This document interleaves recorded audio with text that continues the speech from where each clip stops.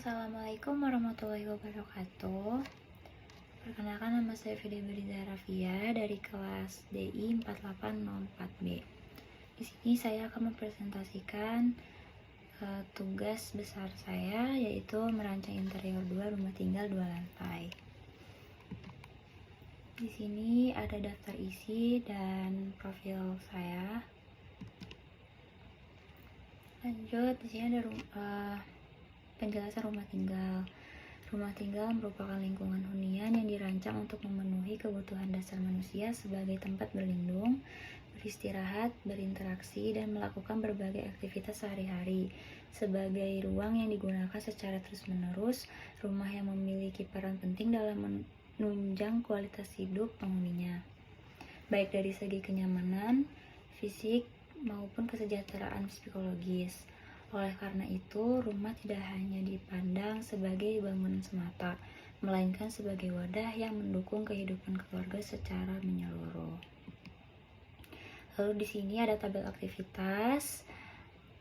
Di sini juga ada profil klien saya, yaitu ayahnya bernama Bapak Emil, umur 47 tahun, pekerjaannya wirausaha, hobinya berkebun. Untuk poin-poinnya, tidak ada ruang tamu. Terus berikutnya ada ibunya, namanya Ibu Mia, umur 47, pekerjaannya guru, hobinya baking, poin-poinnya tidak ada ruang makan juga.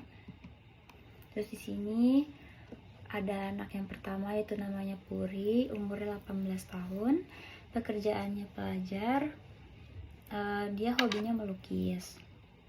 Terus ada anak yang kedua, namanya Damar, umurnya 13 tahun, pekerjaannya pelajar, lalu hobinya main sepak bola. Terus di sini ada empathize. Untuk user interview, pertanyaan kuncinya permasalahan apa yang sedang dihadapi terkait kondisi tempat tinggal Anda. Lalu yang kedua, apa yang paling Anda butuhkan tetapi tidak ada saat ini. Untuk yang ketiga, ruangan manakah yang menjadi utama bagi seluruh anggota keluarga Anda. Terus ada empathy map-nya. Di sini ada think. Keluarga butuh ruang yang lebih tertata untuk menjalankan aktivitas sehari-hari.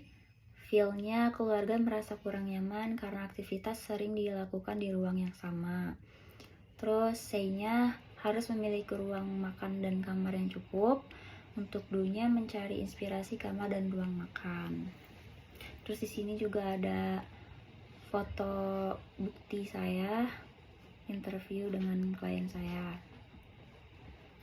Untuk define-nya, identifikasi pola 1, ruangan terlalu open space. Pola 2, ingin ada ruang khusus. Point of view-nya, keluarga yang memiliki rumah dengan konsep open plan yang luas membutuhkan cara untuk menciptakan batasan ruang yang jelas dan zona privat untuk mendukung fokus serta kenyamanan individu di tengah kebersamaan keluarga.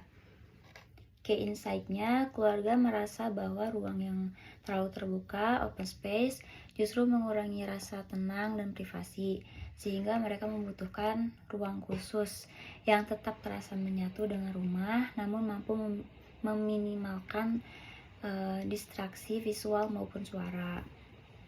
Terus problem definition-nya, bagaimana kita dapat merancang sistem pembagian ruang pada area open space yang mampu menghadirkan privasi melalui ruang-ruang khusus, namun tetap mempertahankan sirkulasi yang efisien dan kesan luas pada hunian.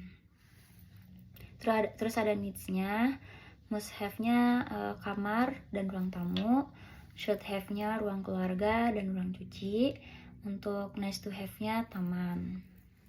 Terus di sini ada idiot. Untuk substitute, ganti sofa ruang keluarga untuk bentuk U menjadi bentuk L. Terus untuk combine-nya, ruang keluarga plus ruang makan. Terus adopt-nya, konsep zonasi ruang ala apartemen atau open space dengan pembatasan visual. Terus ada modify, pembagian area ruang keluarga menjadi beberapa zona.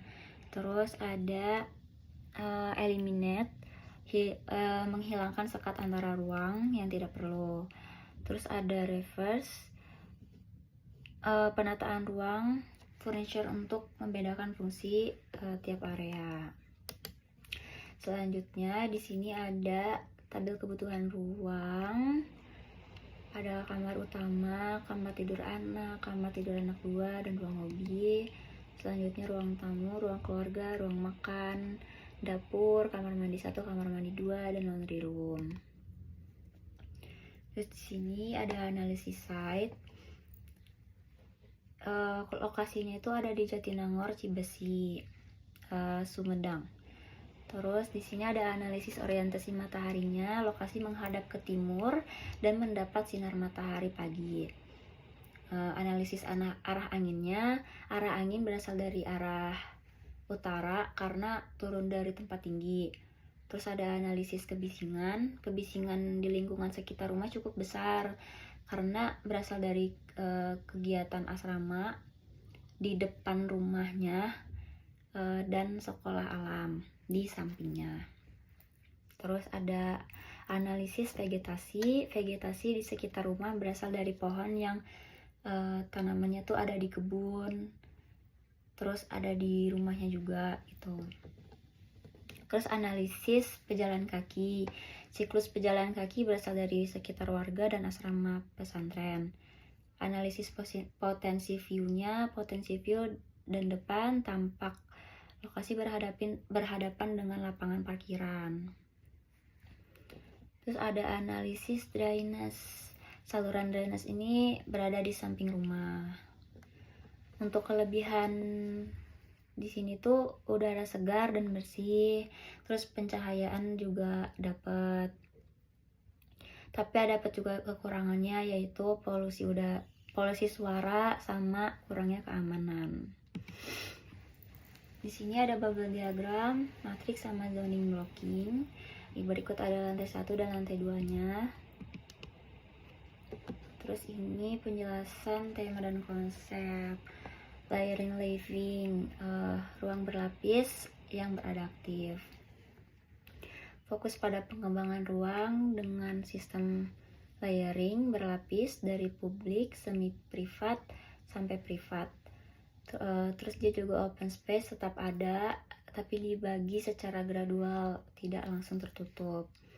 Terus di sini Japandi modern minimalis itu yang saya ambil juga.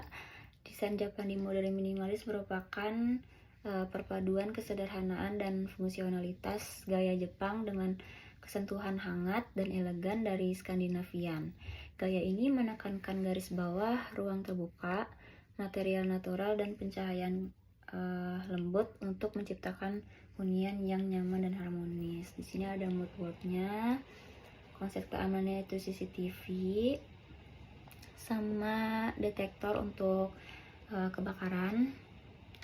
Terus konsep warnanya yang saya ambil ini yaitu coklat, krem, putih, dan hijau. Terus konsep materialnya juga ada kayu oak dan lainnya. Terus konsep bentuknya itu persegi, mencemirkan kesederhanaan dan keteraturan Jepang dan Skandinavian. Lalu ada bentuk lingkaran, menghadirkan ketenangan dan hunian lounge. Lalu berikut ada konsep layoutnya juga. Konsep pencahayaannya yaitu ada cahaya alami, downlight, dan lampu gantung. Yang saya ambil itu warm tone ya untuk lampunya. Terus konsep penghawaannya itu dari jendela, ventilasi, sama AC. Untuk konsep furniture-nya, furniture Japandi modern minimalis menggunakan bentuk sederhana, material natural, warna netral, serta fungsi yang efisien. Selanjutnya ada denah existing. Saya mengambil denah alternatif 2 karena sesuai dengan kebutuhan ruang klien saya. Terus di sini ada denah teknikal lantai 1, denah teknikal lantai 2. Terus di sini juga ada denah presentasinya lantai 1. Terus ini Zona presentasi lantai 2. Terus di sini ada floor plan lantai 1, floor plan lantai 2. Lanjut ada ceiling plan lantai 1, ceiling plan lantai 2. Dan selanjutnya ada detail interior 1. Ini detail ceiling. Terus di sini juga ada detail interior 2. Lanjut ini potongan tampak AA, potongan tampak BB. Di sini juga ada keyplan-nya. Terus ini perspektif yang di ruang keluarga. Berikut juga ada QR 360 derajatnya, sama ada animasi juga di YouTube. Tinggal di scan.